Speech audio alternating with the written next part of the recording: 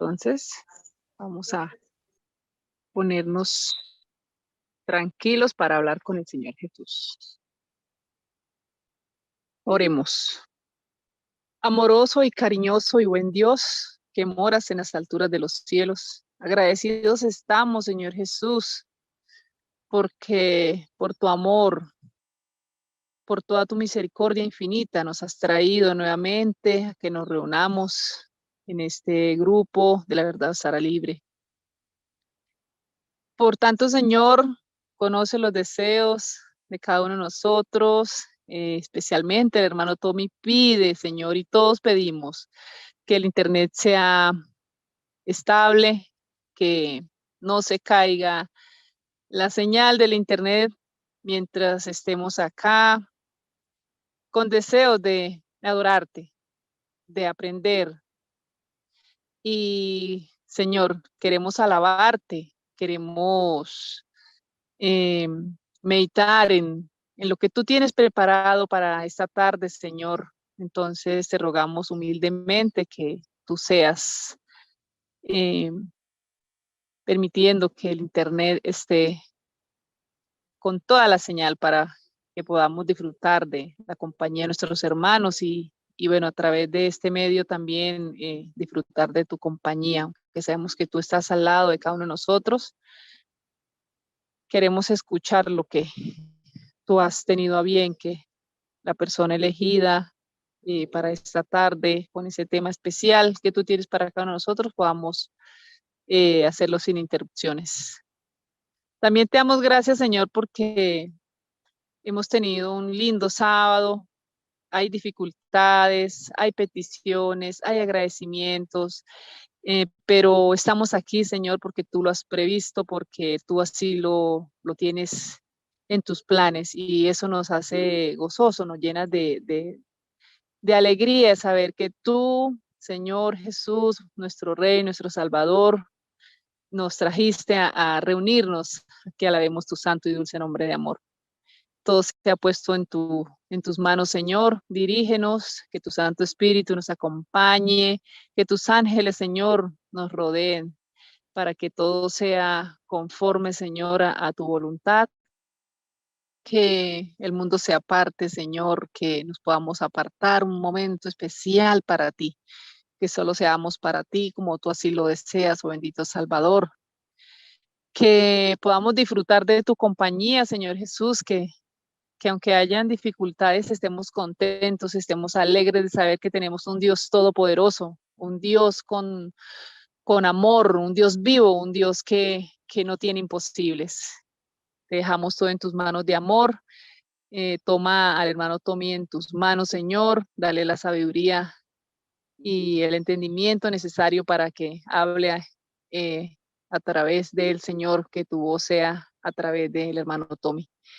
Bendícenos y guárdanos, dirígenos y ayúdanos a ser reverentes, Señor Jesús, en tu presencia. Todo te lo rogamos, bendito Salvador, porque eres tú quien tienes para darnos la victoria. Eres tú, Señor, quien tienes el poder para llevarnos por el camino, para poder llegar a tus pies.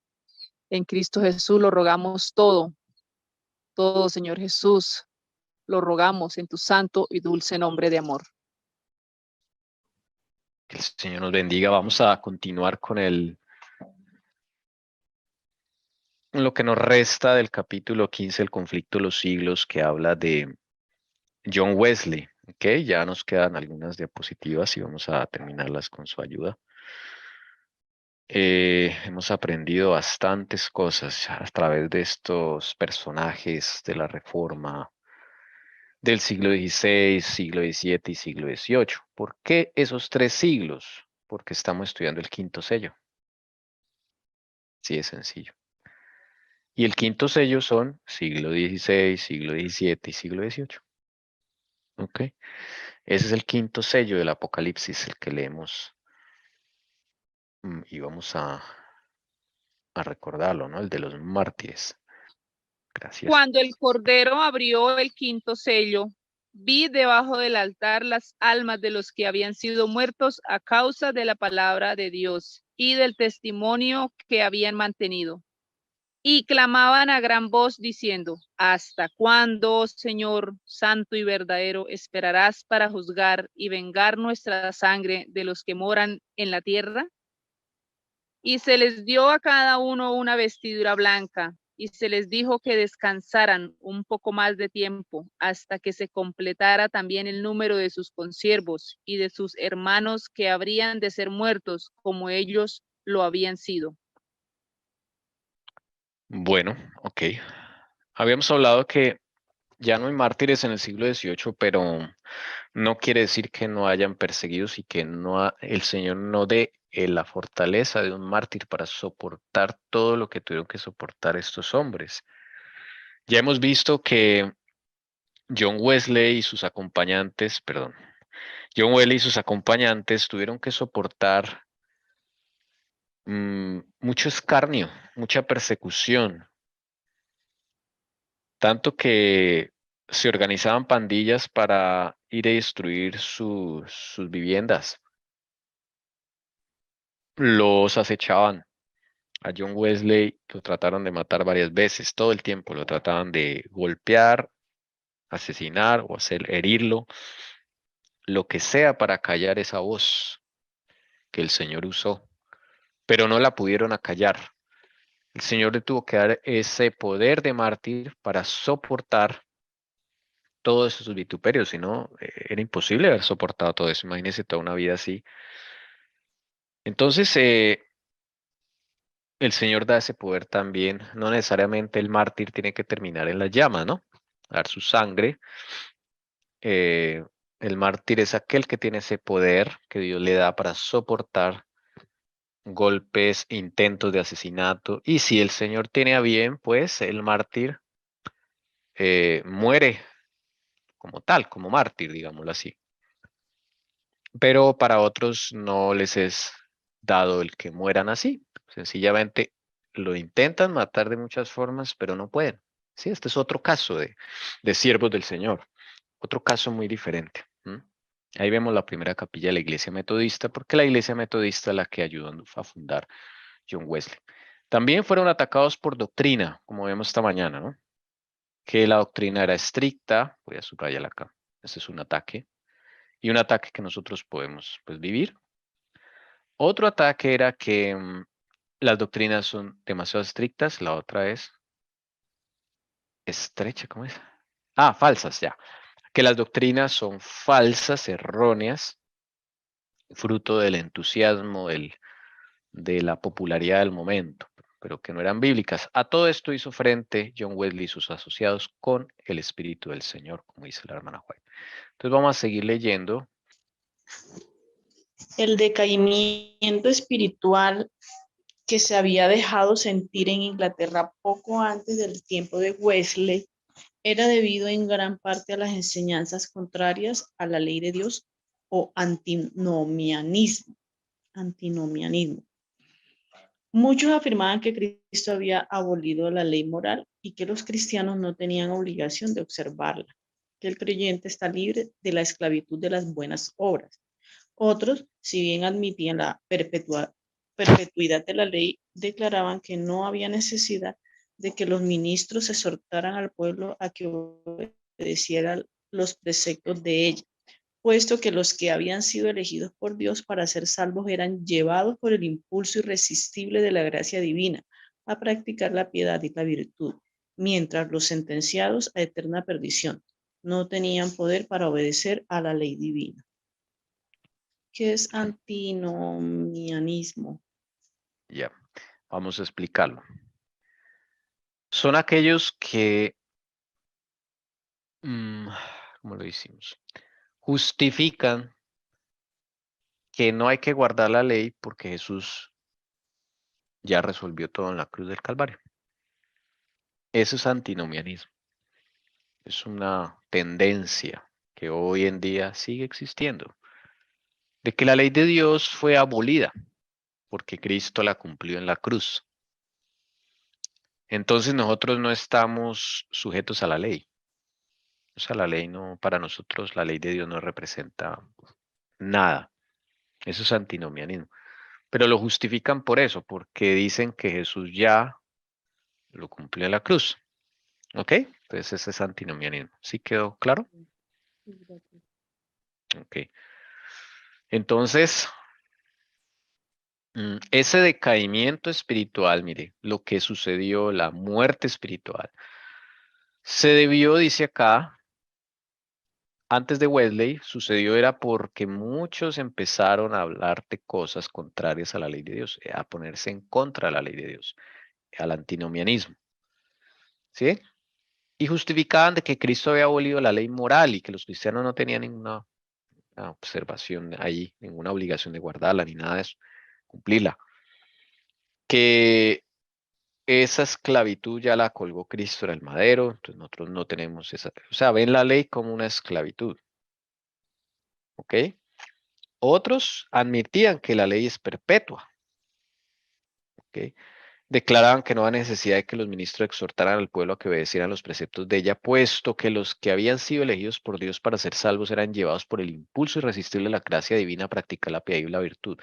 O sea que los que habían sido llamados al pueblo de Dios, otra corriente, decía que no podían pecar porque ellos ya eran llevados a la práctica de la piedad, a la virtud por Dios. Entonces que la ley sí existía, pero que no tenía ninguna relevancia en el cristiano, puesto que Dios los iba a llevar así, sino más a observar una piedad y una virtud que no se necesitaba ley. ¿Ok? Bueno, ¿y qué ustedes opinan de esto? Según lo que el Señor nos ha enseñado aquí en La Verdad os hará libres. ¿Cuál es el papel de la ley?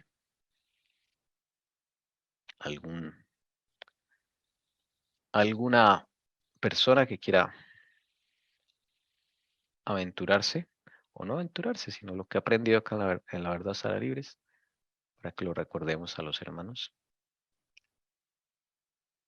Pregunta, lo Sí, que sí, sí. preguntas es que, ¿qué papel juega la ley en nuestras vidas? La ley de Dios, sí. ¿Cuál es el papel de la ley de Dios Corregirnos, para el cristiano? corregir, Tú bueno, dices corregirnos, ok. y pues darnos como unos parámetros de vida y si llegamos a fallar, puede ser, sí, corregirnos para ser cada día mejores ante Dios, ¿no? Bueno, esa es tu opinión. ¿Hay alguna otra opinión? No sé, mostrarnos como la condición en la que estamos. Ujú. Mostrarnos. ¿Alguna otra opinión? Si los hermanos de YouTube, como no tengo el internet suficiente para ver en YouTube, yo le voy a pedir a la hermana Yolanda que si hay algún comentario en YouTube, por favor me los haga reenviar acá por WhatsApp. ¿Listo? Si es tan amable, hermana Yolanda, porque entre WhatsApp, Zoom, YouTube y todo eso me consume toda la ancho de banda y no cuento con toda esa ancho de banda. Entonces, por favor, hermana Yolanda, queda encargada si es tan amable y me redirecciona aquí, lo leemos públicamente si hay algún aporte. Bueno, la hermana Ana Milena dice que es para mostrarnos nuestra condición. ¿Alguien más? Yo me uno a la hermana Milena, yo lo entiendo que es como un espejo para yo ver cómo estoy, con qué condición estoy, para que vea mi pecado. Ok. Yo, Tommy, yo busqué en Google qué es una ley y dice regla o norma establecida por una autoridad superior para regular, de acuerdo con la justicia, algún aspecto de las relaciones sociales. Claro, eso es la ley humana y en la ley de Dios, ¿cómo podríamos, gracias por el aporte, extender eso? O sea, de hecho, este es el gobierno de Dios, ¿no? Dios cómo decide las cuestiones legales, pues con su ley. Cómo decide que debe haber un juicio como el que va a caer, pues por su ley. ¿Mm? Todo es su ley es su parámetro de decisión. La ley, sí, hermana Lucy. O sea que esa es la justicia del Señor, ¿cierto? Esa es la justicia del Señor, porque si no hubiese esa ley, pues entonces todos robaríamos, todos hablaríamos falso testimonio, todos tendríamos ídolos, adoraríamos los ídolos. Entonces yo creo que por medio de esa ley moral de los 10 preceptos, pues somos juzgados y a la vez nos muestra el pecado. Ok, bueno, todos han dicho un aspecto de la ley. Ok, aquí la hermana Yolanda nos envía algo. Dice, leyes que surgen del amor. Dice, las leyes de Dios se fundan en una inmutable rectitud y han sido conformadas para promover la felicidad de los que las obedecen. Vea, pues esa parte es bonita y es un texto del Espíritu Profecía. Hijos e hijas de Dios, página 269. Entonces, ahí dice que es para la felicidad, no para la desdicha, ¿no? Es para la felicidad.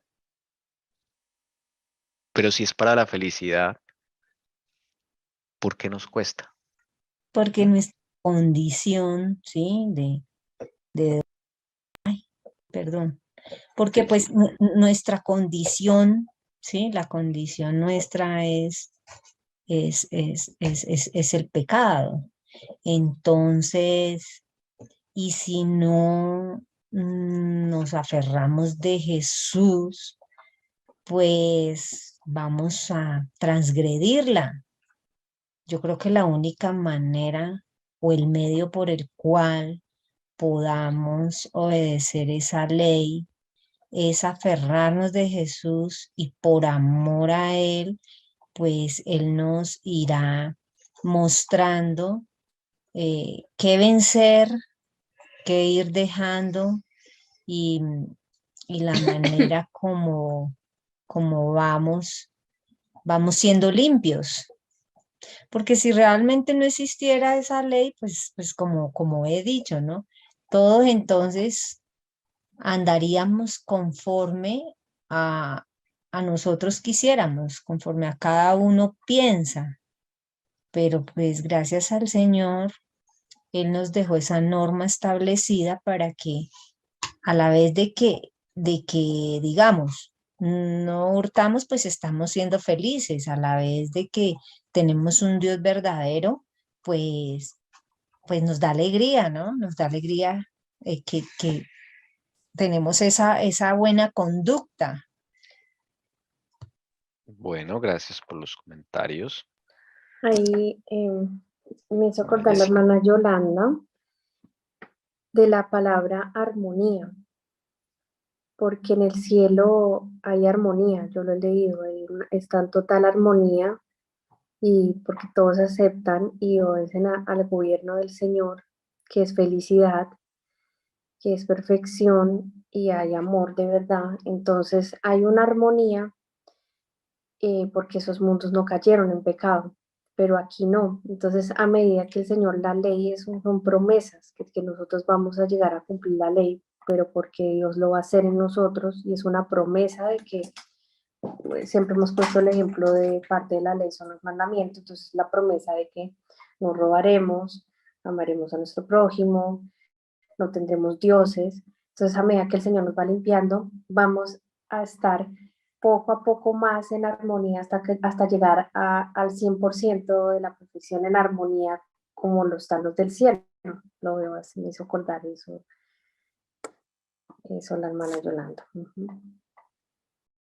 Armonía, ese es el ideal, ¿no? La gente del cielo vive de esa forma. O sea, que esa ley es eterna, ¿no? Esa ley no es que solo sea para nosotros, ¿cierto? ¿Por cuál ley juzgaron a Satanás cuando lo echaron del cielo? La misma ley de Dios, ¿no? No fue otra. Entonces, esa ley es eterna. ¿Estamos de acuerdo en todo eso? Claro que sí. Bueno, ahora sí, la siguiente pregunta. ¿El guardar la ley me resuelve a mí el problema que tengo con respecto a mi carácter cuando violo los mandamientos? ¿Me da la solución? ¿Sí o no? y por qué. Bueno, estamos repasando también aquí de paso, ¿no? Vuelvo a repetir la pregunta. Tengo una falla en mi carácter que me es ocasión, pues, de cometer pecado. ¿El guardar la ley me soluciona ese problema que tengo? ¿Esa tendencia pecaminosa que tengo? ¿Sí o no? ¿Y por qué? No, pienso que primero debemos conocer a Jesús, porque si nos deleitamos en conocerle a Él nos va revelando esos defectos de carácter y asimismo nosotros vamos siendo conscientes, ¿sí? De que tenemos un ejemplo de dejar las malas palabras, ¿sí? Porque empezamos a ver ya la condición. Entonces uno se mira a sí mismo y dice, no, Dios mío, yo no puedo sola, yo no puedo vencer esto. Es también como la lengua, ¿sí? La lengua que cuando estudiamos esa parte de esa hermana U, ¿cierto? Sí, Esa hermana U era criticona, que le gustaba El chisme. juzgar, que le gustaba el chisme. Entonces, claro, pues el enemigo la tenía ahí, esclavizada, ¿sí? Atrapada. Pero si esa hermana va a Jesús, que es nuestro mejor amigo, nuestro hermano, nuestro Dios, entonces Él le va revelando, ¿sí? Esa debilidad, ese mal que hay en ella. Y pienso que en el nombre de Jesucristo se va venciendo todas esas debilidades del carácter, ¿sí? bueno, ok. Bien, siguiente pregunta. Entonces, no, la ley no me soluciona el problema, ¿cierto? Me lo muestra, pero no me lo soluciona. La ley me condena, pero no me salva. El que me salva es el Señor Jesús. Y con esto no estoy diciendo que la ley no sea importante, no es que hay que poner, hay que saber en qué lugar está la ley. Tengo que tenerlo claro. Vamos a hacer otra pregunta. ¿Las obras de la ley me justifican? O sea, ¿me hacen cada vez más justo? ¿Sí o no? ¿Qué piensan ustedes? Vuelvo a repetir la pregunta. ¿Las obras de la ley me justifican? Es decir, ¿me hacen más justo cada vez? Conforme yo vaya practicándola, me va dando más y más justicia. ¿Me voy volviendo más justo al practicar la ley? Pero los fariseos guardaban la ley al pie de la letra y fueron los que terminaron crucificando a Jesús. Ujú. Ellos eran ejemplo en guardar la ley. Pero entonces, ¿cuál es el problema ahí en ellos? La justicia la da Cristo. Exactamente. ¿Qué significa eso? Entonces vamos a hacer otra pregunta. Hay un texto en la Biblia que dice, bueno, para responderlo con la Biblia. Romanos 3, 19 y 20, para que no se nos olvide y lo apunte. Ahora bien, sabemos que cuanto dice la ley, lo dice a los que están bajo la ley, para que toda boca se calle y todo el mundo sea hecho responsable ante Dios. Atención al 20, este es el que. Porque por las obras de la ley, ningún ser humano será justificado delante de Dios.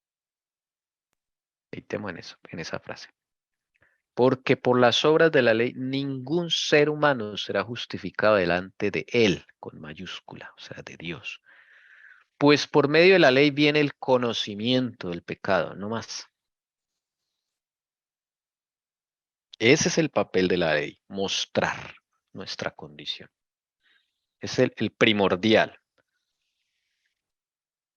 ¿ok? El principal, mostrar la condición nuestra. Vamos a hacer otra pregunta entonces. Los mandamientos, que es como el resumen de la ley.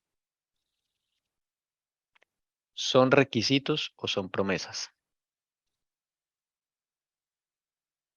No matarás. ¿Requisito o promesa? ¿Qué piensan ustedes? Y el único que tiene promesa es el quinto, que es honra a tu padre y a tu madre para que tus días sean largos en la tierra que Jehová tu Dios te da. Tú dices que el quinto es el único que viene con promesa. Ah, viene con, es diferente. O sea que está incluida una promesa. Ok, entendemos. Vuelvo y repito la pregunta. No matarás. Jesús te está poniendo un requisito o es una promesa. Yo creo que es un requisito. Ok. Comenten. No hay problema. Siéntase libre en expresar su opinión.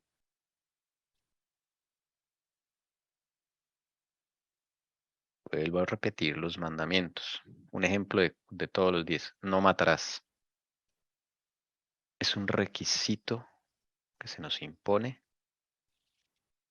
o es una promesa?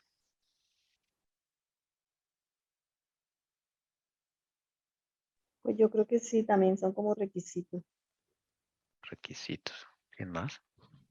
Ese de no matarás parece que es un requisito, ¿no? Porque, por ejemplo, el del sábado no, para mí es más como una promesa. Acuérdate del Shabbat. Cuarto. Sí. No tendrás otros dioses ajenos delante de mí. Requisito. Promesa. ¿Cómo vemos los mandamientos de Dios? Bueno, si son requisitos, ¿nosotros los podemos cumplir? Otra pregunta.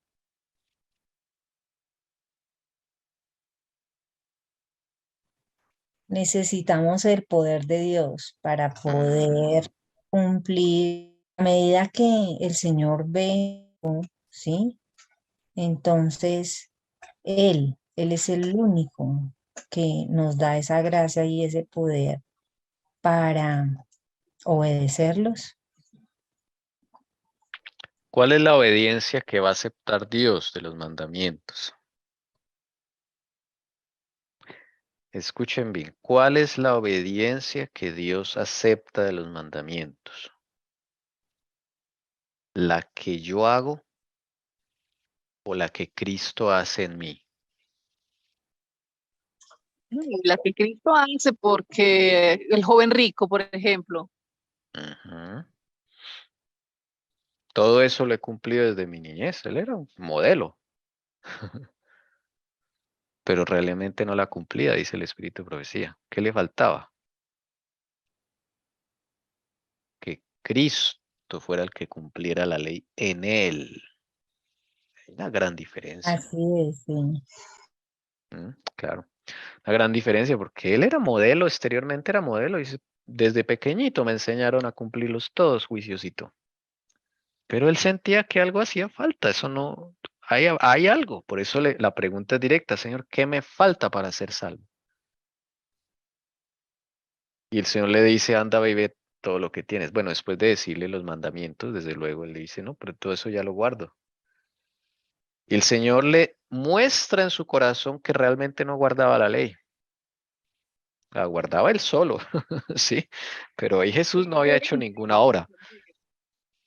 Decía, hermana Ana Milena, repita, por favor, que no le escucho. Sí, que fue arrogante al responder, ay, todo esto yo lo cumplo, o sea, como que eso no es problema para mí. Sí, claro, orgullo. De cuando uno cumple la ley solito, uno se llena de orgullo.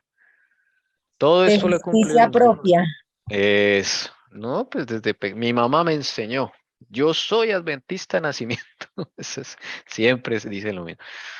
Eso no significa nada, ¿ves? La única obediencia que el Padre Celestial va a aceptar es la que Cristo hace a través de, en nosotros, perdón, la que Cristo hace en cada vida de cada uno. De ahí que debemos estar muy cuidadosos. Los mandamientos son requisitos y son promesas. No se les olvide eso. Son promesas para nosotros.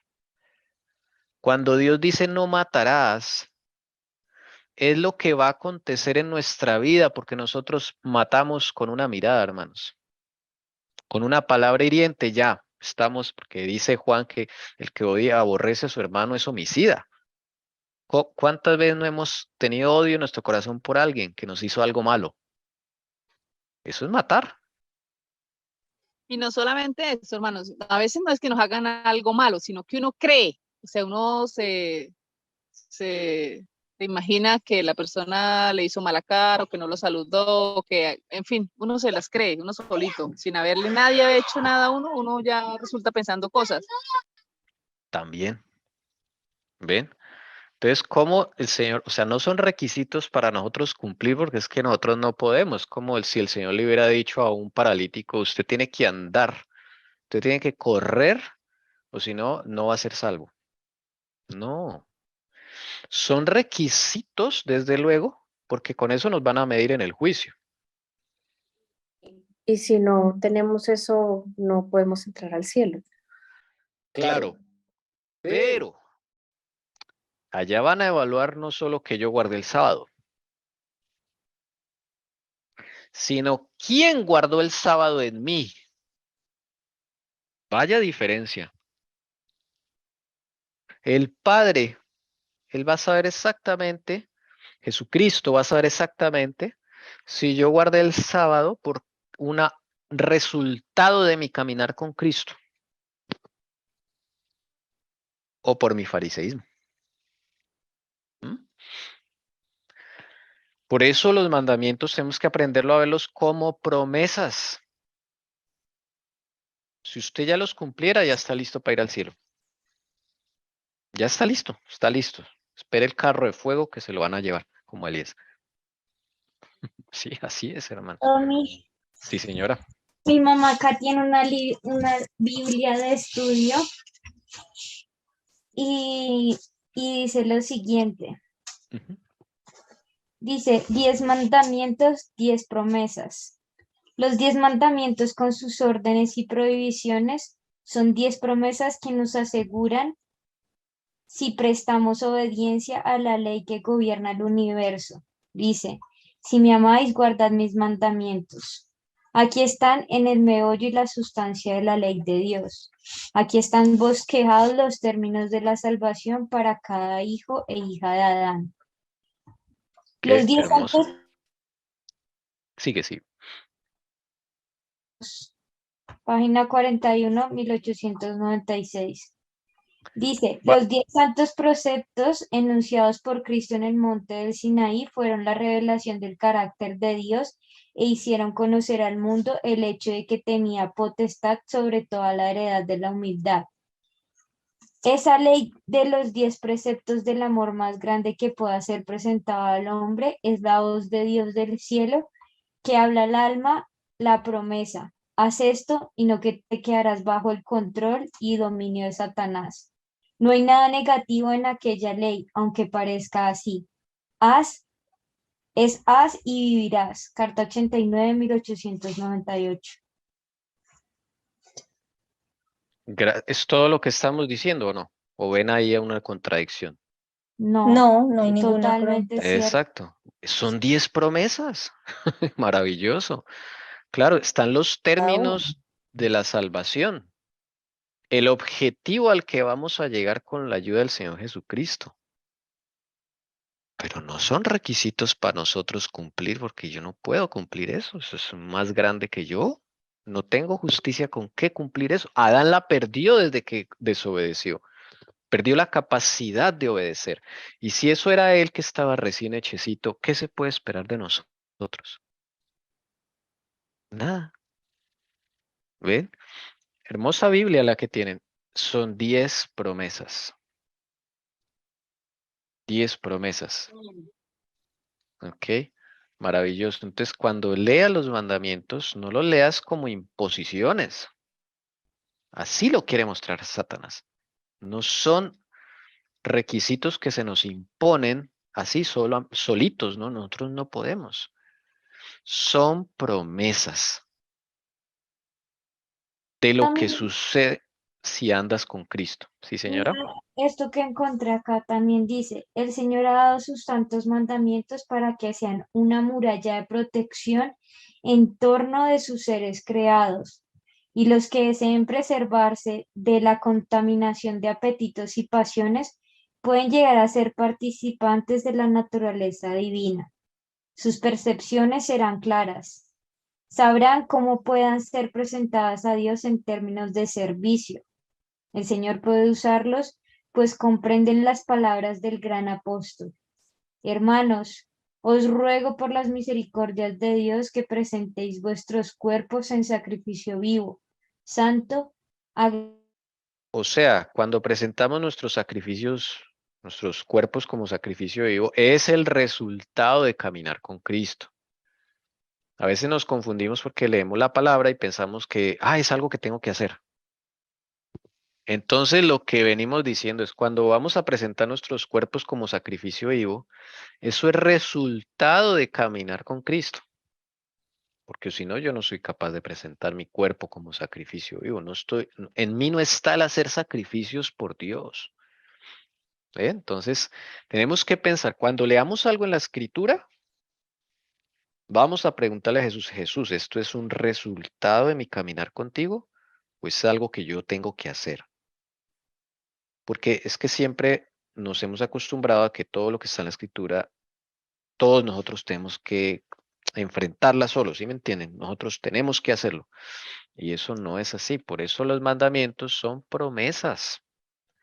Entonces son resultados de tu caminar con Jesús. Cuando camines con Jesús no vas a matar ni de palabra, ni de acción, ni de nada. No vas a hurtar, no vas a robar el tiempo, ni nada, ni el dinero, ni nada. No vas a tener otros dioses. Pero eso es un resultado de tu caminar con Jesús. Te vas a acordar del Shabbat. Vas a honrar a tu padre y a tu madre. Entonces todos son promesas. Qué hermoso si lo vemos así. Ya cambia el asunto. A mí eso me dio mucha alegría y mucha paz cuando lo aprendí. Porque es que yo decía, uy, no, pero yo tengo que cumplir esto, estoy faltando en esto, estoy faltando en aquello. Y todo era yo. O sea, como si, o sea, el Señor nunca me pidió eso. No es que yo no lo puedo dar. Eso va a ser un resultado. ¿Ok? Sí, tengo que velar, tengo que orar, desde luego, no puedo así nomás, no. Orar, velar, dice el Señor. Eso sí lo tengo que hacer. ¿Ve? Porque Él lo dice, velad y orad, para que no entréis en tentación. Velad y orad. Esa es mi labor principal, no es más. Y el resto, la ley se va cumpliendo en nuestra vida solita. Silenciosamente se va cumpliendo. ¿Ves? Tú no vas a estar preocupado por, ay, no, tengo que cumplir esto, tengo que cumplir aquello, ¿no? Es Cristo el que va a cumplir eso en ti. Muy diferente. Tú tienes que pedirlo, Señor, me cuesta esto, me cuesta aquello, ¿no? ¿Sí? Y el Señor hará. Esas son las dudas que tenían los hermanos del siglo XVIII en Inglaterra, por eso nos detuvimos acá. Es que eso tiene que quedar claro en el siglo XXI que estamos nosotros. Eso tiene que quedar claro. Ese es el antinomianismo. Entonces se inventan un montón de cosas para rebajar, o sea, para quitarle el lugar a la ley. O sea, tengo que ser muy cuidadoso con eso, ¿sí? De no quitarle el lugar, o sea, de ponerle el lugar a la ley que le corresponde. Ni más allá ni más acá. No, el papel de la ley, ¿cuál es? Ya lo vimos. Mostrar nuestra condición. ¿Ok? Ese es el papel de la ley, mostrar nuestra condición. Pero la ley no tiene ninguna solución a eso. La solución es Cristo. Es que yo lo que entiendo con lo que estaba meditando, con lo que estás diciendo, y entiendo que al mirar la ley como la solución, estamos dejando a un lado a Cristo. Entonces no está cumpliendo el papel en nuestra vida de lo que Cristo quiere enseñarnos por eso, que es mostrar el pecado. Entonces no le damos la honra a Él. Entonces debemos mirar al que creó la ley, al creador de la ley, que está por encima de esa ley, y ahí es donde vamos a entender, dándole lugar, que Él es el que nos soluciona y que Él mismo creó esa ley, y preguntándole a él con qué sentido, que ya sabemos que es para mostrarnos nuestro pecado. Eso le Entonces, pasó a los fariseos. Fue el problema de ellos. Cumplidores de la ley, estaban pendientes, pero eran sepulcros blanqueados, como decía Juan.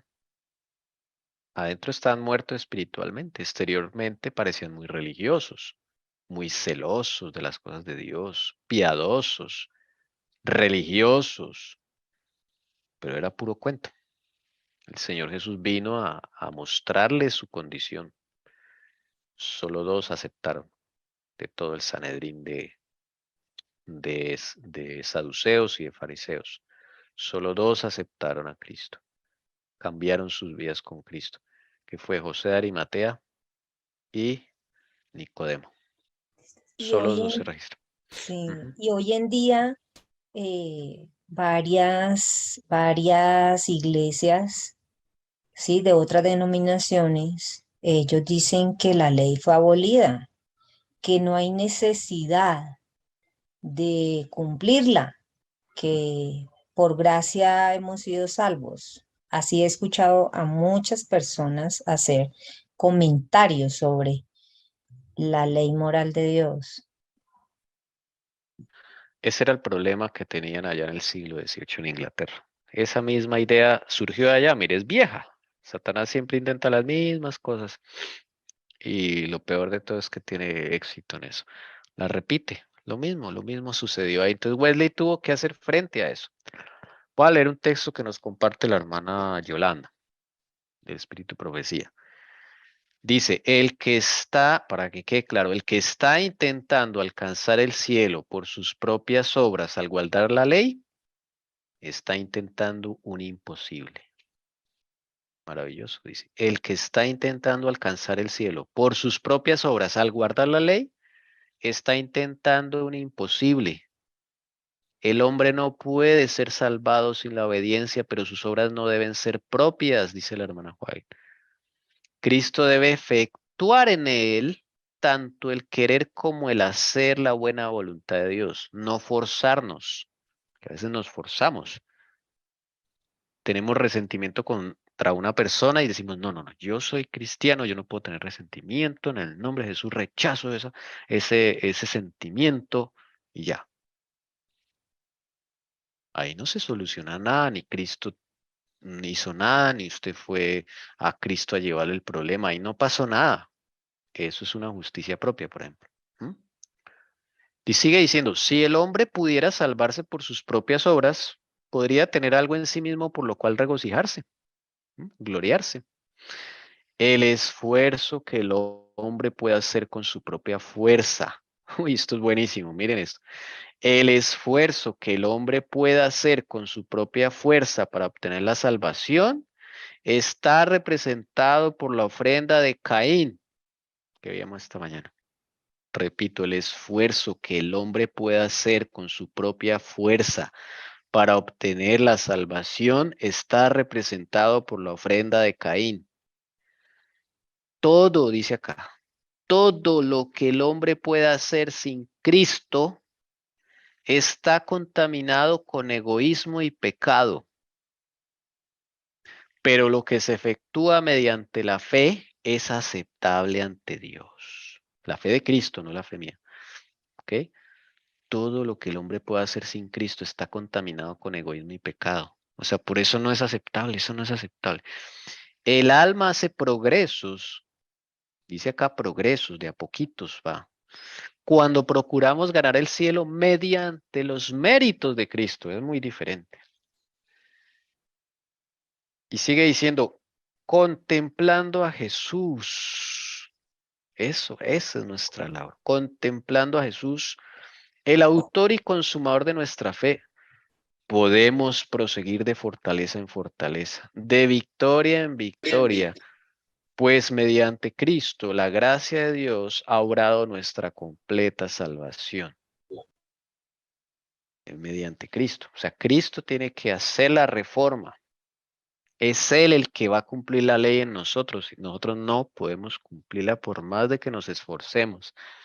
Que voy a dejar de decir malas palabras, voy a hacer todo mi deber. Puedes exteriormente lograrlo, pero en tu interior siguen las malas palabras. No está solucionado, no está Cristo ahí. Cuando Cristo soluciona eso, es de raíz. Vas a aborrecer las malas palabras, ya ni las vas a recordar. De hecho, es una nueva naturaleza la que Jesús va a implantar en nosotros. Mana Yolanda, me confirma por favor si este es el mismo hijos e hijas de Dios o qué referencia es este párrafo, por favor. Está muy, muy bueno ese párrafo. Ahí está clarísimo lo que estamos diciendo. No se esfuerce por cumplir la ley de Dios por usted mismo, porque eso es imposible. Ese no es el camino ni es lo que Jesús nos ha pedido. Lo que Jesús nos ha pedido es que lo contemplemos a Él, estudiemos de Él, caminemos con Él. Así a veces nos tropecemos por ahí, no importa. Párese y pídale al Señor que le siga dando fuerzas, sigue caminando con Él, ¿ok? Él va a cumplir la ley en nosotros sin que usted ni siquiera se dé cuenta. ¿Sí? Evalúese qué está cumpliendo usted sin Cristo. ¿Qué está cumpliendo usted como requisito y no como un fruto de su caminar con Cristo? Todo eso hay que evaluarse. Bueno, vamos a continuar. Otros que también sostenían que los elegidos no pueden ser destituidos de la gracia ni perder el favor divino, llegaban a la conclusión aún más horrenda de que sus malas acciones no son en realidad pecaminosas ni pueden ser consideradas como casos de violación de la ley divina, y que en consecuencia los tales no tienen por qué confesar sus pecados ni romper con ellos por medio del arrepentimiento. Por lo tanto, declaraban que aún uno de los pecados más viles, considerando universalmente como enorme violación de la ley divina, no es pecado a los ojos de Dios, siempre que lo hubiera cometido uno de los elegidos, porque es característica esencial y distintiva de estos que no pueden hacer nada que desagrade a Dios ni que sea contrario a la ley.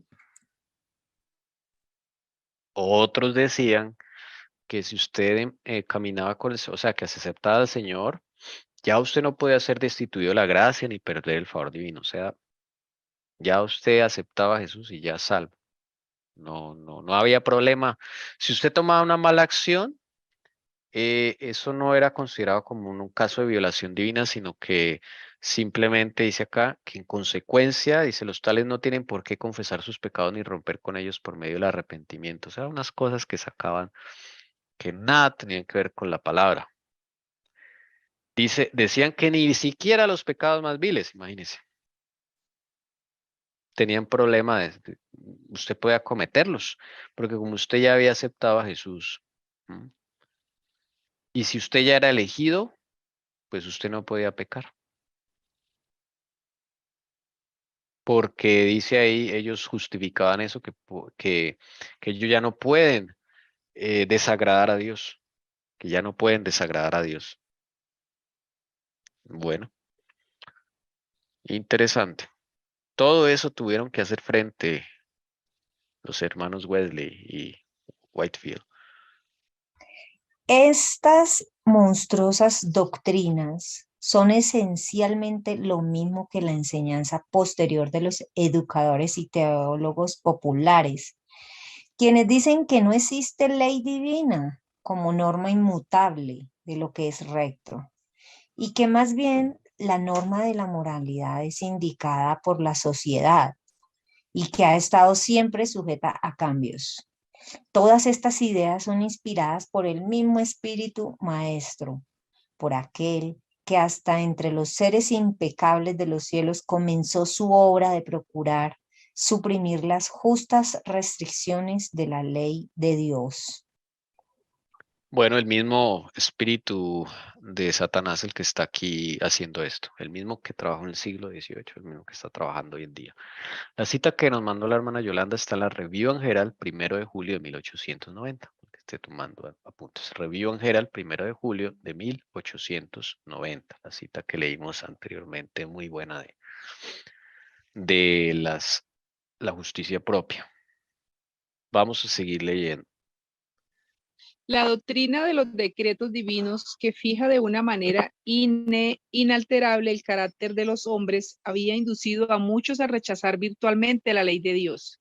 Wesley se oponía tenazmente a los errores de los maestros del antinomianismo y probaba que son contrarios a las escrituras, porque la gracia de Dios que trae salvación a todos los hombres se manifestó, porque esto es bueno y agradable delante de Dios nuestro Salvador, el cual quiere que todos los hombres sean salvos y que vengan al conocimiento de la verdad, porque hay un Dios asimismo, un mediador entre Dios y los hombres, Jesucristo, hombre, el cual se dio a sí mismo en precio del rescate por todos. Tito 2:11, 1 Timoteo 2:3-6. El Espíritu de Dios es concedido libremente para que todos puedan echar mano de los medios de salvación. Así es como Cristo, la luz verdadera, alumbra a todo hombre que viene a este mundo. Juan 1:9. Los hombres se privan de la salvación porque rehúsan voluntariamente la dádiva de vida. Bueno, estos son textos que justifican, que muestran que el antinomianismo no es correcto. El antinomianismo es todo lo que le quite el lugar a la ley de Dios. El lugar que le corresponde, ¿sí? Ya sea, por eso estamos hablando de las diferentes formas en que uno le puede quitar el lugar a la ley de Dios. Uno es diciendo que la ley de Dios fue clavada en la cruz. Ese es típico, ¿sí? Ese no es nuestro caso. Digamos, el caso del pueblo de Dios. Otra forma de quitarle el lugar a la ley de Dios es diciendo que usted cuando acepta a Cristo ya no puede pecar. ¿Ok? Esa es la segunda. Porque usted ya fue elegido. ¿Ok? Como dice acá en la anterior diapositiva. Porque usted ya aceptó a Cristo y ya usted, el Señor, le va a poner, digamos, su camino y su camino va a ser perfecto. Esa es otra forma de quitarle el lugar a la ley de Dios. Otra forma, la que estamos viendo y que nosotros caemos. Cumplir la ley sin Cristo pensando que eso me da algún beneficio espiritual. No. Las leyes son promesas, ya lo leímos, de lo que Cristo va a hacer en ti. Nosotros ahí cogíamos cumpliendo la ley, o sea, la estamos cumpliendo, pero a medias, hermanos, sí, hay que ser sinceros. Nosotros no la cumplimos, si ya la cumpliéramos ya estaríamos listos para el cielo. No, entonces no son requisitos que nosotros solos podamos cumplir, es Cristo el que los va a cumplir en nosotros. Esa es otra forma de quitarle el lugar a la ley de Dios. Hay tres formas, ¿sí ven? Nosotros rehusamos voluntariamente. Finalmente, estas tres, ¿qué son? Es apartar a Cristo de la ley. Es que Cristo lo veamos como el que me pide cuentas, más no el que va a cumplir la promesa de la ley en mí. ¿Ve? Esa es la diferencia. Cuando yo veo a Cristo como el que me pide cuentas, usted difícilmente va a ver con agrado a esa persona, ¿sí? Porque siempre me va a pedir cuentas, ¿sí? Desde luego Cristo nos va a pedir cuentas, pero es diferente cuando nos pide cuentas basado en el trabajo que estamos haciendo juntos con Jesús, ¿sí? A ver si me explico mejor. Si yo veo a Cristo como el que me pide cuentas con la ley de Dios, pues yo no voy a tener una relación cercana con Jesús, porque yo lo voy a ver siempre como el juez, siempre el que, ¿no? Él no te va a caer encima si tú eres un incapacitado para cumplir la ley de Dios. ¿Ves? Así es lo que lo quiere ver, hacer ver el enemigo. Él lo que quiere es darte, como somos incapacitados, estamos en silla de ruedas, estamos cuidados intensivos, ¿sí? Nos quiere dar una nueva naturaleza, o sea, es muy profundo. Tal que esa naturaleza nos lleve a guardar la ley, porque esa naturaleza que Él quiere poner en nosotros es la naturaleza divina, es su naturaleza. Entonces ahí tú vas a cumplir la ley por, ¿qué te digo yo? Como algo cotidiano de tu vida que no te cuesta, no. O sea, lo haces sin pensar, es algo que está en ti, intrínseco. ¿Sí me entiendes? Que no vas a estar pensando, ay, el sábado son ay, ya se va a venir el sábado, yo tengo que hacer esto, ay, no, voy a correr rápido antes de que se venga el sábado. No, todo tu ser ya está programado para cuando se oculte el sol, ya tú estás listo, estás listo desde mucho antes, o sea, ya no te va a costar ni vas a tener que hacer grandes cosas, no, eso va a estar ahí natural, va a salir natural. No sé cómo más expresarlo, ¿sí? No va a ser forzado, va a ser natural. Si alguien tiene alguna duda, pregunta, por favor, puede hacerlo. ¿Qué decía Wesley en contestación? En contestación al aserto de que a la muerte de Cristo quedaron abolidos los preceptos del Decálogo juntamente con los de la ley ceremonial. O sea, ¿qué decía Wesley con los que decían que eso quedó clavado en la cruz? Vamos a leerlo. Dice, la ley moral contenida en los 10 mandamientos y sancionada por los profetas, Cristo no la abolió. Al venir al mundo, no se propuso suprimir parte alguna de ella. Esta es una ley que jamás puede ser abolida, pues permanece firme como fiel testigo de los cielos. Existía desde el principio del mundo, habiendo sido escrita no en tablas de piedra, sino en el corazón de todos los hijos de los hombres al salir de manos del Creador. Bueno, eso lo tenemos claro, ¿no? La ley de Dios nunca puede ser abolida, desde luego. Eso es eterno, eso es algo que nunca va a cambiar. ¿Listo? Pero dice acá algo interesante. ¿Sí? Yo ¿Alguien quiero quiere? decir algo, Por favor. bueno, que también encontré en la Biblia. Dice que la ley de Jehová que existe desde la creación estaba comprendida en dos grandes principios. Amarás al Señor tu Dios con todo tu corazón y con toda tu alma, y con toda tu mente y con todas tus fuerzas. Este es el principio del mandamiento. Y el segundo es semejante, amarás a tu prójimo como a ti mismo. No hay otro mandamiento mayor que estos dos grandes principios, que abarcan los primeros 4 mandamientos y los últimos 6 que muestran el deber del hombre hacia su prójimo. Los principios fueron más explícitamente presentados al hombre después de la caída y redactados para adecuarse a la condición de las inteligencias caídas. Esto fue necesario debido a que las mentes de los hombres quedaron cegadas por la transgresión. Dice, la ley de Dios existía antes de la creación del hombre, o de lo contrario, Adán no podría haber pecado. Después de la transgresión de Adán, los principios de la ley no fueron cambiados, sino exactamente arreglados y expresados para adaptarlos al hombre en su condición caída. Interesante. O sea, es eterna la ley. Siempre ha existido. Antes desde que existiera el mundo. ¿Ok? Dice acá algo interesante, decía Wesley. ¿Por qué el Señor no dio la ley en tablas de piedra en la época del diluvio, por ejemplo? En la época de Abraham, por ejemplo. ¿Por qué no vemos eso ahí? Aquí está la respuesta. ¿Estaba escrita en dónde? Aquí está. ¿Dónde estaba escrita la ley antes de haberla en tablas de piedra? En el cielo. No, Mírelo acá. Aquí está, En en el el texto. corazón, en la mente. Mire, lo voy a subrayar. no estaban tablas de piedra, sino en el corazón de todos los hijos de los hombres. Ellos no necesitaban una revelación de nada, porque ellos estaba intrínseco en ellos.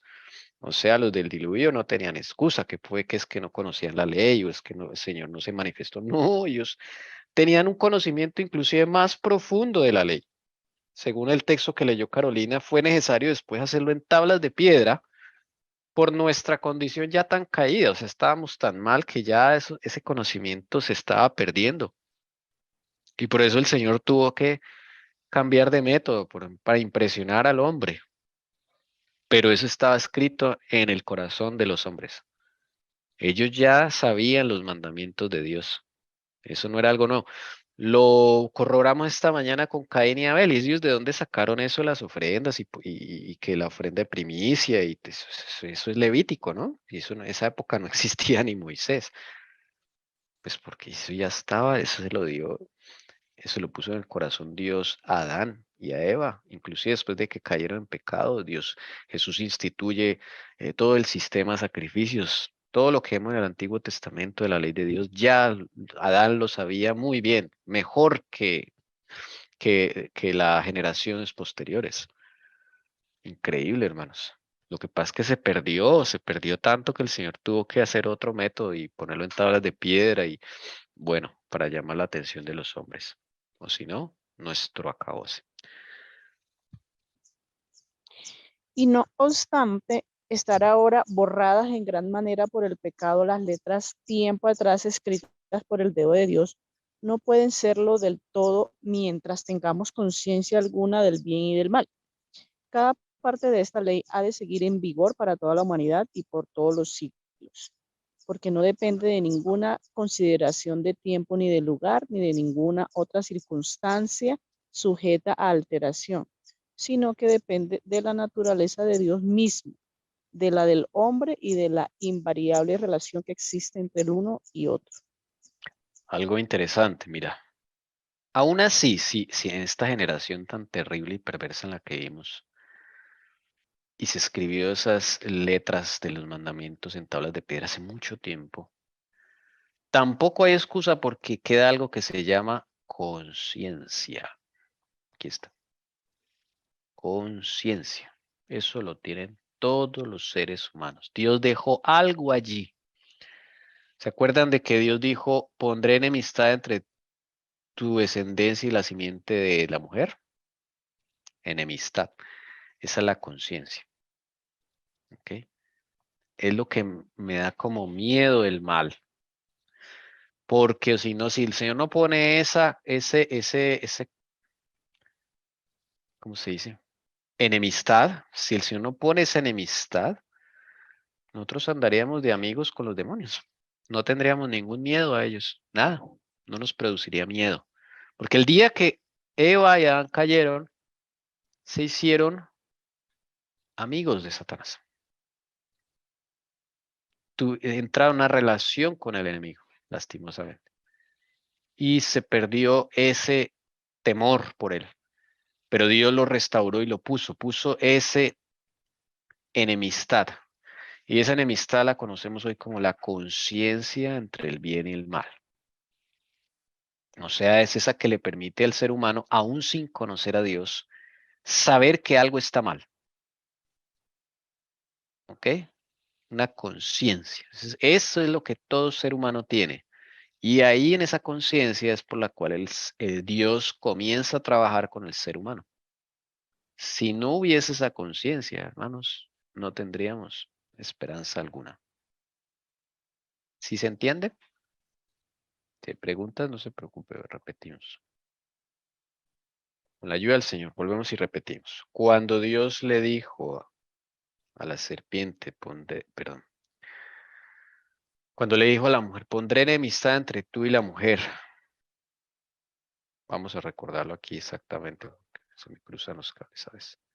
Génesis 3. Ya, acá. 3:15. Y pondré enemistad, le dijo a Satanás. Pondré enemistad entre tú y la mujer, y entre tu simiente y su simiente, que es Cristo. Él te herirá en la cabeza, ¿ok? O sea, Jesús le iba a aplastar la cabeza a la serpiente, pero tú le va a salir el calcañar, o sea, le va a hacer las cosas difíciles. Pero aún así, acá está la promesa de que Cristo le iba a aplastar la cabeza al enemigo. Pero lo que quiero resaltar esto, y pondré enemistad entre tú y la mujer. Esta enemistad es lo que permite a Dios trabajar con el ser humano, aunque el ser humano no conozca nada de Dios. ¿Ok? Es algo que Dios le dejó por misericordia al hombre para que tuviese una enemistad con Satanás. Y así hubiese un temor por esas cosas, por ese mundo oscuro.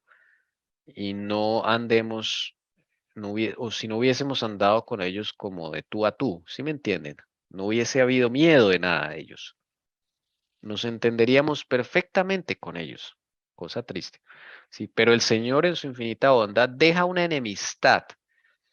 Esa enemistad es la conciencia, lo que nosotros llamamos hoy día conciencia, de no acercarme al mal, ¿sí? Vuelvo y repito, para todo ser humano, aunque sea el más ateo de los ateos y no reconozca a Dios y todo, tiene eso, tiene eso. La gente está malvada y todo eso, se hacen una o alguna extracción de la glándula pineal donde está esa conciencia para que ya no sientan ningún dolor por sacrificar a un bebé, por ejemplo. Por eso es que ellos no sienten nada, no sienten dolor ni compasión, porque se amputaron la conciencia, muchos de ellos, ¿sí? Eso está en la glándula pineal. Entonces ellos no pueden sentir compasión, por eso uno no le cabe en la cabeza cómo puede hacer alguien cosas tan terribles. Tienen la glándula pineal calcificada, ¿sí? Eso ya lo hemos dicho acá en la verdad, Sara Libres. Hace mucho tiempo lo dijimos. Entonces, esta conciencia, que al parecer está en la glándula pineal, ellos se la quitan para no sentir remordimiento. Qué terrible eso, hermanos. No sienten nada, no sienten remordimiento, no sienten nada. Entonces, eso es la enemistad que Dios dejó, la conciencia. De pronto, no sé si de pronto tenga que ver eso o puede ser un ejemplo de lo que hablábamos esta mañana de la diferencia entre el impío y el malo. Puede ser un ejemplo cuando dices que pues las personas que hacen eso pues ya no tienen esa conciencia. Sí, es un grado ya de maldad superior, ¿no? Es como amputarse esa conciencia. Los ejercicios espirituales de Ignacio Loyola es un ejemplo. Son ejercicios para dormir esa conciencia. Y cuando hagan algo malo, no se sientan mal. ¿No han notado que cuando usted hace algo malo, como que el Señor lo reprende? ¿Usted no se ha sentido así reprendido? Como que, uy, hice mal, y entonces empiezas como a sufrir y no estás en paz y te pones así como inquieto, intranquilo. Si tú has experimentado eso es una bendición. En el sentido de que si no tuvieras eso, no te importa, no te importa. Tú puedes llegar a extremos de maldad y no sientes nada. No sientes ni remordimiento, ni, ni que te acusa la conciencia. No te sientes mal. Eso es un nivel de maldad mayor. Sí, esta mañana hablamos del impío y de el malvado, que la hermana Lucy nos leía las definiciones que eran diferentes. Entonces, esto es la conciencia, ¿listo? Entonces, no hay excusa de que, yo nunca conocí el evangelio, los mandamientos. No, el Señor va a juzgar por esa conciencia. Si la persona solo tuvo la conciencia, bueno, por la conciencia será juzgada. Si la persona tuvo algún grado más de conocimiento de las cosas de Dios, por ese grado más de conocimiento será juzgado. Que haya entendido, no que le hayan contado, sino que haya entendido. Si la persona fue profesa del pueblo de Dios, por eso va a ser juzgado. O sea, por eso que entendió, por esa luz que se le dio y que la entendió, va a ser juzgado por eso. ¿Ok? Entonces Dios es muy justo con todo esto. No he venido para abrogar, sino para cumplir. Sin duda, quiere el Señor dar a entender en este pasaje, según se colige por el contexto, que vino a establecerla en su plenitud, a despecho de cómo puedan interpretar a los hombres, que vino a aclarar plenamente lo que en ella pudiera haber de oscuro. Vino para poner de manifiesto la verdad y la importancia de cada una de sus partes, para demostrar su longitud y su anchura, y la medida exacta de cada mandamiento que la ley contiene, y al mismo tiempo la altura y la profundidad, la inapreciable pureza y la espiritualidad de ella en todas sus sesiones.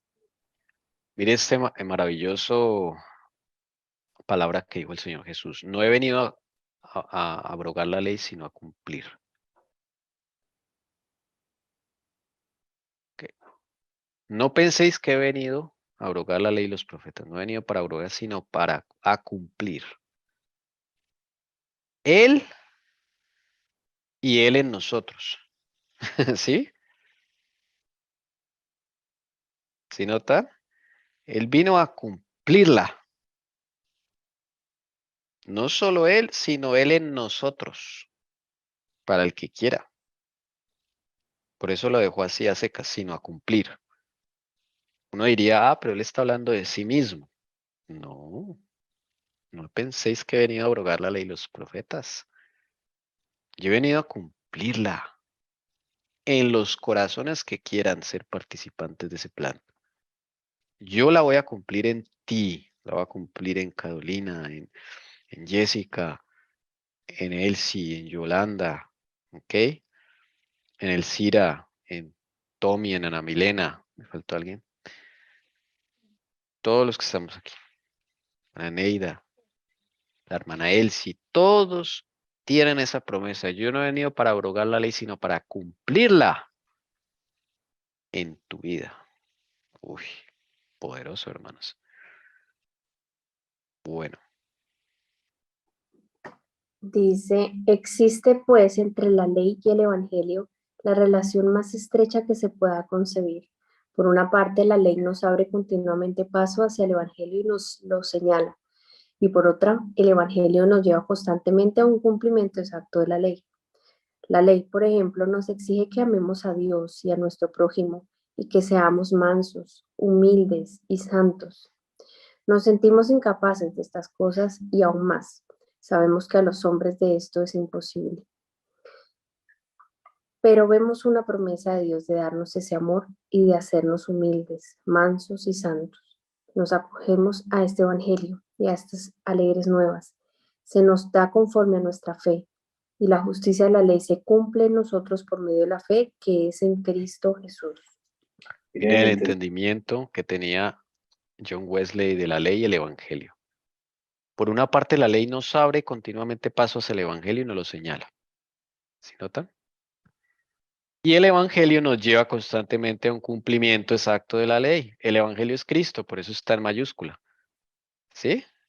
Jesús se llama evangelio también, por si acaso. ¿Sí? Evangelio. ¿Sí? Buenas nuevas.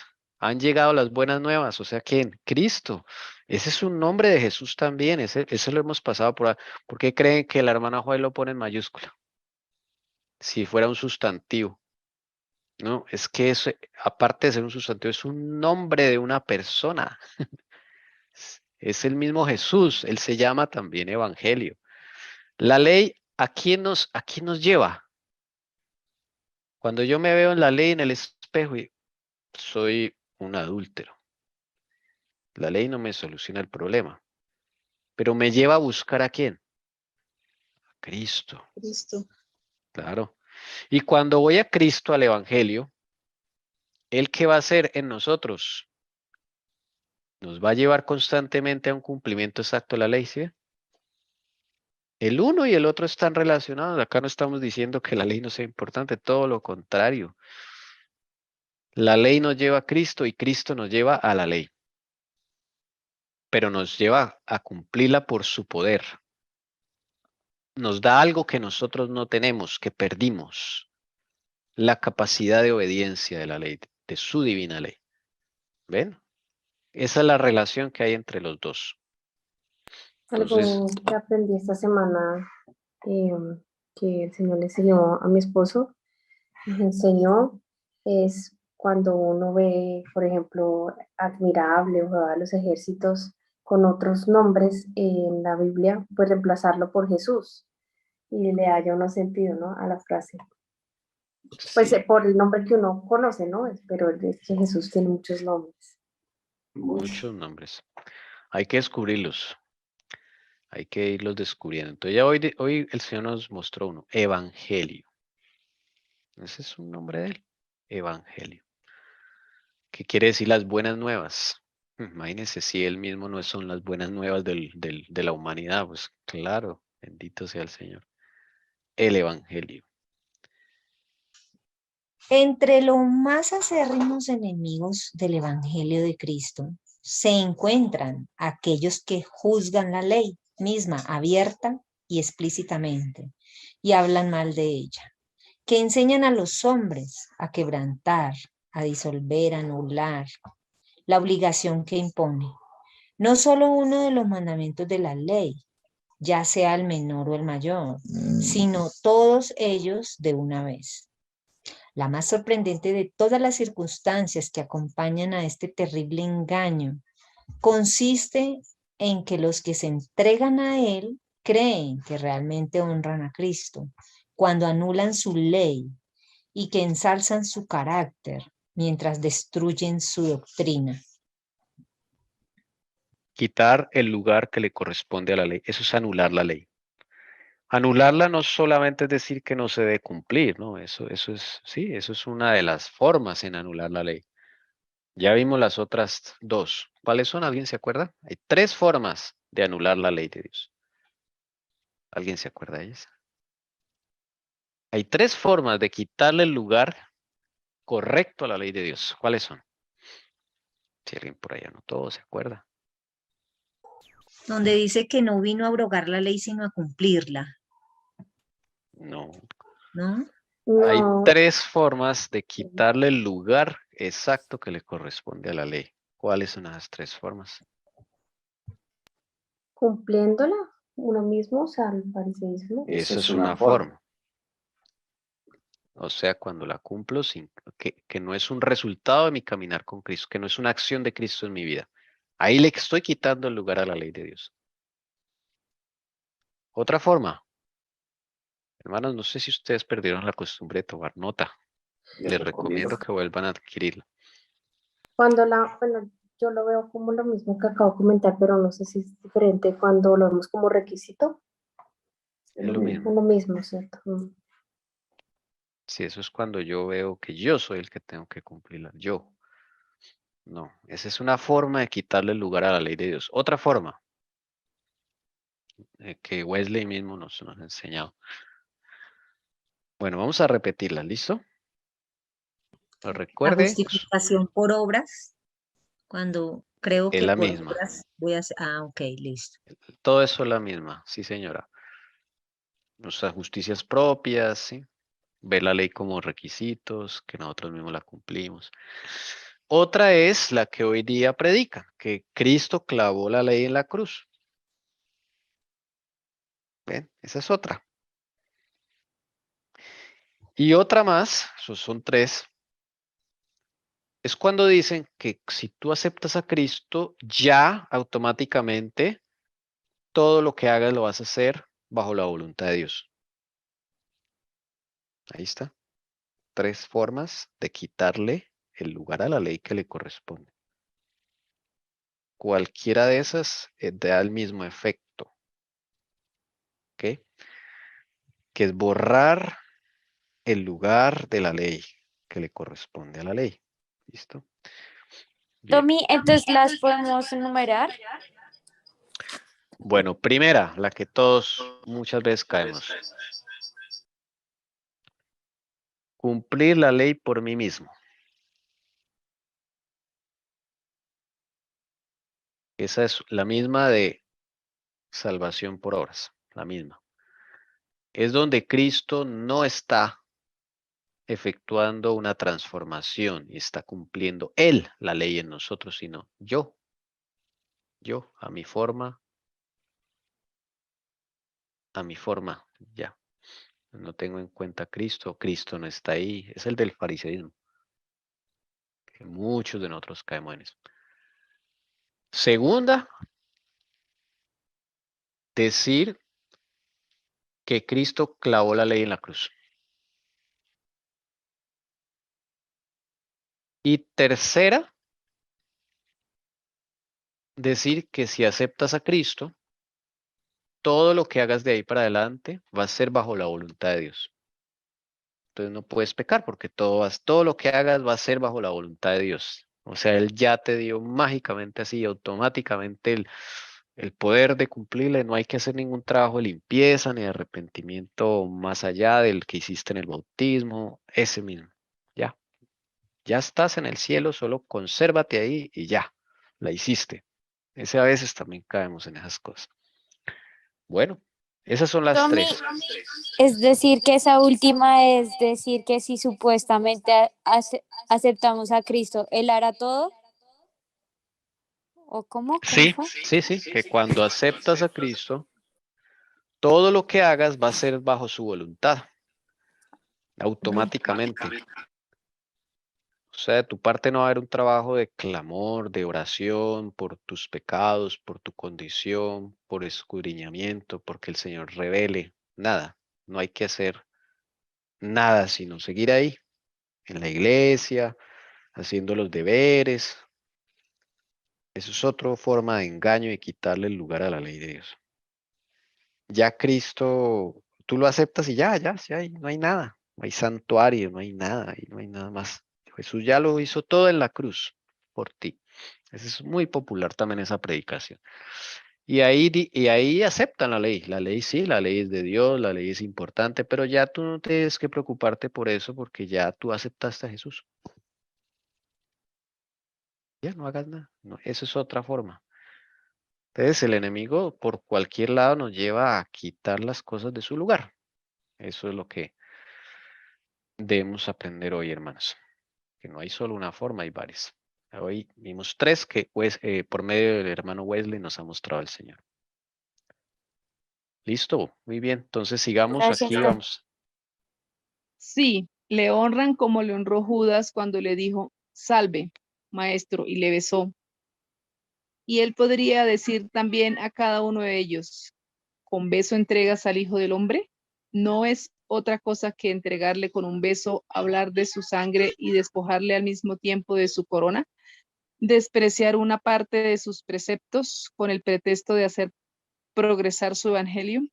Y en verdad nadie pudo eludir el cargo. Si predica la fe de una manera que directa o indirectamente haga caso omiso de algún aspecto de la obediencia, si predica a Cristo de un modo que anule o debilite en algo el más pequeño de los mandamientos de Dios. Esto es muy común hoy en día, ¿sí? Que yo rebaje la norma de la Biblia, de la ley de Dios, para atraer más gente. Eso él lo compara él como un beso de Judas, donde yo de palabra exalto a Cristo y llevo a la gente a Cristo, pero por el otro lado les enseño de que no hay obediencia, no hay necesidad de obedecer, porque ya Cristo lo hizo por ellos. ¿Mm? Entonces eso es lo que está hablando Wesley. ¿Ok? Eso es como un beso de Judas, que al mismo tiempo con un beso, ¿sí? Lo entregan y están despojando a Cristo de su corona. Entonces, de palabra lo aman, pero realmente no hay una necesidad de regeneramiento porque no, pues cuando el corazón le dice, a una alma le dicen, no, usted acepte a Cristo y ya no tiene nada más que hacer, pues ya usted está en el cielo, ¿no? Entonces ahí no hay trabajo de nada, le quitan esa, o sea, están anulando la ley de Dios, mejor dicho, en la vida del creyente. Eso también esa es la segunda forma de la que hablamos. Tercera, perdón. Ok, la tercera. Ya, eso es lo que está hablando Wesley acá. Entonces, no podemos predicar a Cristo de un modo que anule o debilite en algo el más pequeño de los mandamientos de Dios.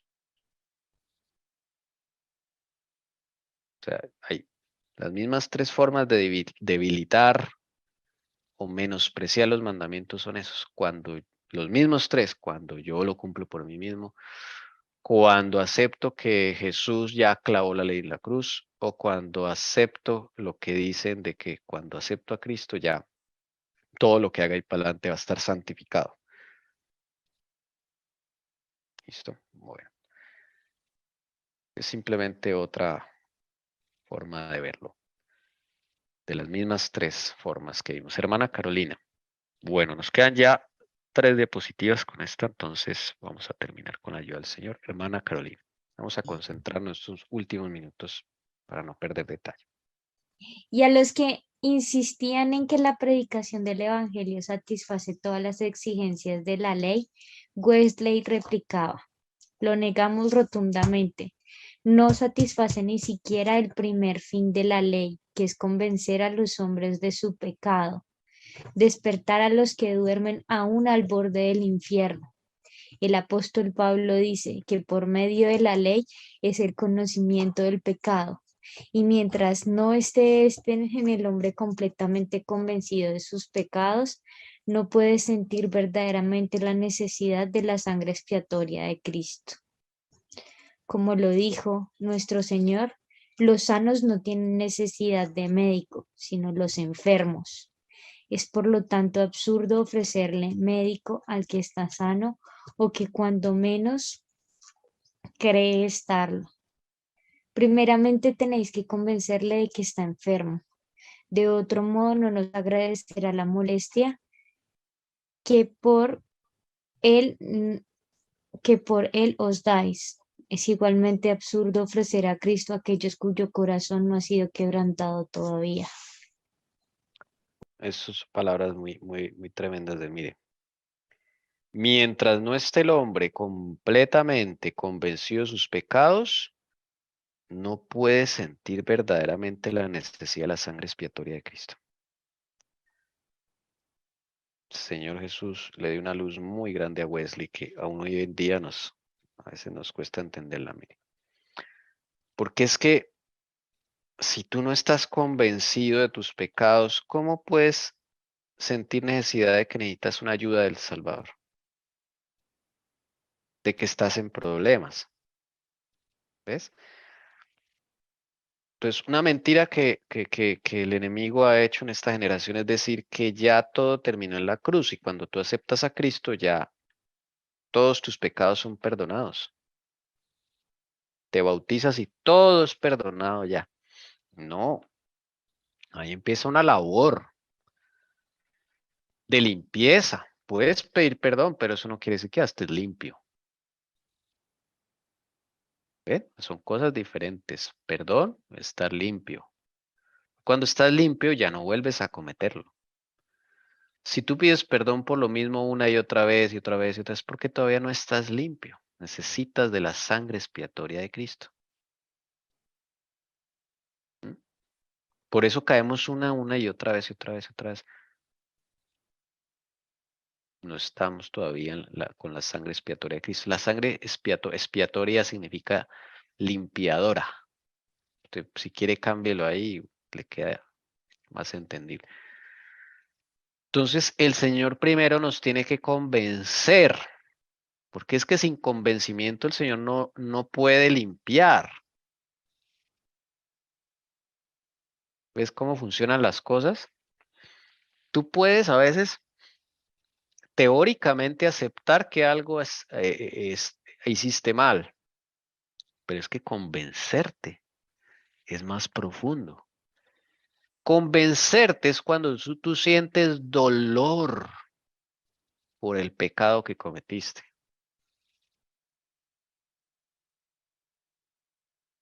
Si sientes dolor, ya estás participando de la naturaleza divina, porque es un dolor similar al que siente Jesús por el pecado.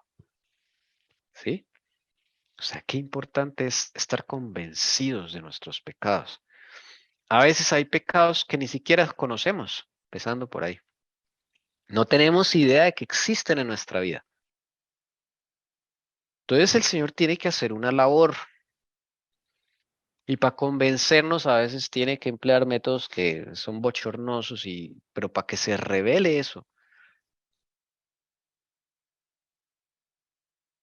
Cuando estás convencido, entonces ahí sí dices, necesito ayuda. Ahora sí,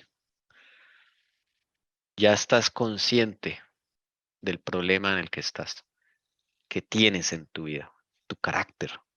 Y ahí es cuando clamas por la sangre expiatoria de Cristo. Ahí se cumplen todas estas promesas maravillosas de limpieza y restauración. ¿Ok? Pero cuando yo no estoy convencido, sino tengo un conocimiento teórico nomás, pues yo soy como un sano que no tiene necesidad de médico, ¿sí? Por eso el Señor dijo, yo voy a los que están enfermos, a los que se sienten enfermos, no a los sanos, porque ellos no tienen necesidad de médico, a los que se dicen ser sanos, ¿no? A los que se creen Sí, sanos. sí, porque si es así, pues todos estamos muy enfermos. La diferencia es que el que ya sea consciente que lo está. Sí, que cuando uno es consciente, uno le duele lo que hizo, uno le duele la condición de uno, no le da hasta asco, le da repugnancia lo que uno hace. Ahí uno está siendo participante de la naturaleza divina, pero eso es algo que Dios da. Nosotros no podemos sentir el asco así. Me voy a proponer a sentir asco por el pecado. No, no puedo. Tengo que pedirlo además. ¿Ven toda la labor que hay que hacer? O sea, si yo no siento repulsión por mi pecado, todavía estoy en una etapa en la que no siento repulsión. Entonces yo tengo que pedirle al Señor, dame repulsión por lo que hago. No quiero que me guste. Porque ese es un problema, que a mí me gusta pecar. Es mi naturaleza. Revise si usted en qué le gusta algo malo que usted le agrade hacer. Todavía no siente repulsión. Ahí usted tiene que pedir es, Señor, dame repulsión por esto. Dame desagrado porque no lo siento. Eso es ser sincero con el Señor. Y ahí Él va a empezar a actuar. Llega el momento en que sientes repulsión por eso que antes no sentía repulsión. Te da asco y te sientes una porquería por haber hecho eso. Nos sentimos porquerías por haber hecho eso. Es una sensación, un sentimiento que el Espíritu Santo coloca. Y ahí es cuando clamamos a Cristo y le pedimos, por favor, Señor, no quiero esto más en mi vida, lo aborrezco. Entonces, si ven que es un proceso, es un proceso. Bueno. Convencimiento primero. Sin convencimiento absoluto, el Señor no puede trabajar así. No es que Él mágicamente nos perdonó y no, eso tiene que ver, usted tiene que estar consciente de qué lo limpia el Señor, de qué lo está limpiando. ¿Mm? Pleno conocimiento y repulsión del pecado. Bien. De modo que al predicar el Evangelio de la gracia de Dios, Wesley, como su maestro, procuraba engrandecer la ley y hacerla honorable. Hizo fielmente la obra que Dios le encomendara, y gloriosos fueron los resultados que le fue dado contemplar. Hacia el fin de su larga vida de más de 80 años, de los cuales consagró más de medio siglo a su ministerio itinerante, sus fieles adherentes sumaban más de 500,000 de almas. Cuando Él muere, deja 500,000 de metodistas. ¿Mm? Maravilloso la obra que hizo Wesley. Pero las multitudes que por medio de sus trabajos fueron rescatadas de la ruina y de la degradación del pecado y elevadas a un nivel más alto de pureza y santidad, y el número de los que por medio de sus enseñanzas han alcanzado una experiencia más profunda y más rica, nunca se conocerán hasta que toda la familia de los redimidos sea reunida en el reino de Dios. La vida de Wesley encierra una lección de incalculable valor para cada cristiano.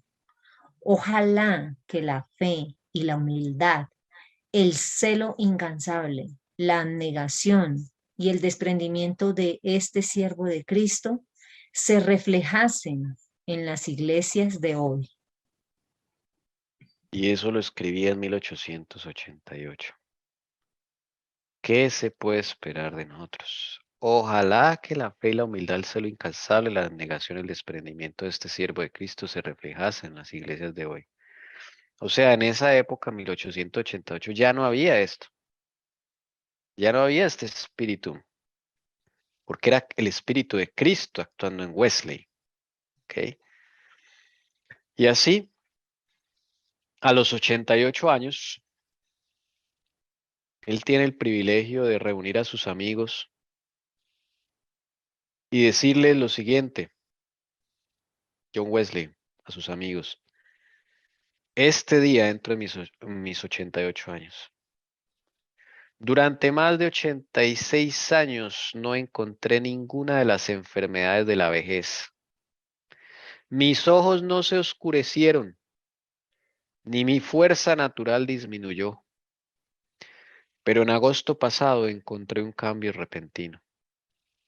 Tenía los ojos tan oscuros que no me ayudarían las gafas.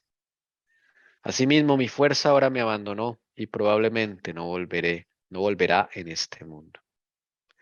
Él ya sabía que iba a morir, ya el Señor lo estaba preparando. Pero el Señor le dio la salud poderosa y eso en esa época, tener esa salud era un prodigio. Con la plaga y todas las enfermedades, hermanos, que lanzaban las facciones en guerra, el Señor lo protegió. Ya vimos de cuánto lo protegió. Él muere el 2 de marzo de 1791, justo iniciando la Revolución Francesa, cuando el mundo va a cambiar. Mientras yacía moribundo, sus amigos se reunieron a su alrededor. Wesley agarró las manos de sus amigos, ya ancianito, y dijo repetidamente, adiós, adiós. Lo mejor de todo es que Dios está con nosotros. Levantó los brazos y volvió a alzar su voz débil, repitiendo la misma frase. Lo mejor de todo es que Dios está con nosotros. Y ahí muere John Wesley. El Señor digámoslo así, lo honró con una muerte tranquila al lado de sus amigos, su familia, todos así como ven en el cuadrito. Y dijo, y lo mejor de todo es que Dios está con nosotros. Morir así es una bendición, hermanos, con esa paz, con esa seguridad. Dios está con nosotros. Y este hombre de Dios será levantado al final de los tiempos, resucitará entre los redimidos.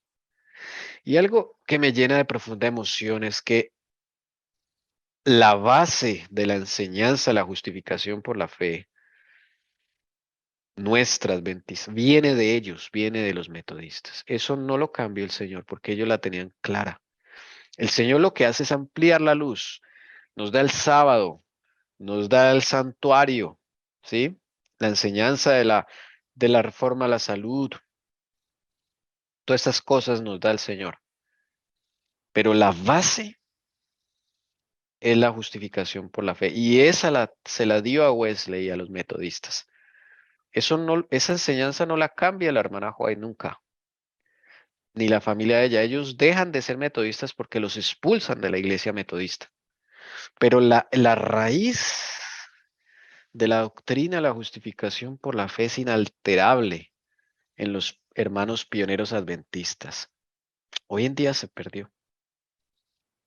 Se perdió de vista esa lupa de la justificación por la fe, de ver los mandamientos como promesas, de verlos, bueno, de ver, obedecer por obras, el error de obedecer por las obras, todo esto, el Señor se lo mostró a Wesley, solamente por los méritos de Cristo, no más. Y eso lo entendió Wesley. Desde luego, el Señor va a dar más luz después de esto. Pero esa base la mantuvo la iglesia adventista. Entonces, por eso nos debe llenar de profunda emoción estas cosas, hermanos, porque de ahí proviene nuestra fe. Imagínense, de tanto tiempo atrás, Y ahora nosotros que se nos ha dado más luz, o más bien el Señor ha recuperado la luz que se ha perdido, hermanos, en nuestra responsabilidad es vivirla esa luz. Vivirla para que el nombre del Padre sea vindicado en nuestras vidas. Se hable de allá en el cielo, como se habló de Job. Y el Padre, feliz, diga, no has visto a mi siervo, a mi sierva Jessica, mi sierva Lucia, mi sierva Carolina, mi sierva Elsia, mi sierva Ana Milena, mi sierva Elcira, mi siervo Tommy, a mi sierva Yolanda, etcétera, etcétera. ¿No has visto a mi sierva? Temerosa, apartada del mal, perfecta en sus caminos. Ese es nuestro objetivo en la vida, hermanos, no es otro.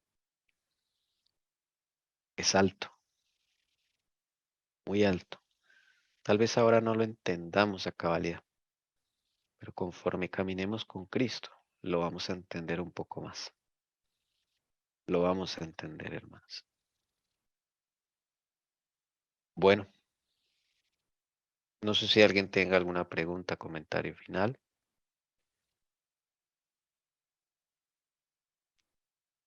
Hemos terminado. Disculpen mi voz que está un poquito afligida, que resfrié aquí por tanto frío que hace por aquí. Hemos terminado un ciclo aquí. Vamos a llegar a la parte final del quinto sello, hermanos. Es impresionante lo que viene porque es el final de cómo termina el quinto sello es caótico. Es una cosa que nosotros vamos a vivir ahorita. Estamos viviendo desde la pandemia que tuvimos que vivir. Desde ahí arrancó ese caos. Y ahorita lo que viene también es duro. Entonces vamos a ver dentro de 8 días, si el Señor lo permite, el sábado. Vamos a ver Francia.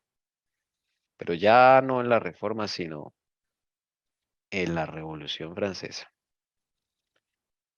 Y vamos a ver la historia desde donde quedamos en Francia hasta que llega la Revolución Francesa. Eso es impresionante ese tema, hermanos. No se lo pierdan. Sigamos juiciosos, estudiando, hermanos, todas estas cosas. Yo creo que tenemos mucho material para estudiar en la semana. Bueno, muchas cosas para estudiar. Entonces, pongámonos en lo que debemos estar haciendo. Es mi invitación. Y tengamos una oración final. Vamos a pedirle a ver quién ha orado hoy, de los que estamos aquí. Sí, Señor. Vale, listo. Para despedirnos en oración, por favor, encomiéndanos al Señor. Listo. Padre nuestro que estás en los cielos, Señor, en esta hora te queremos agradecer por toda esta luz que tú nos has dado, Padre Santo.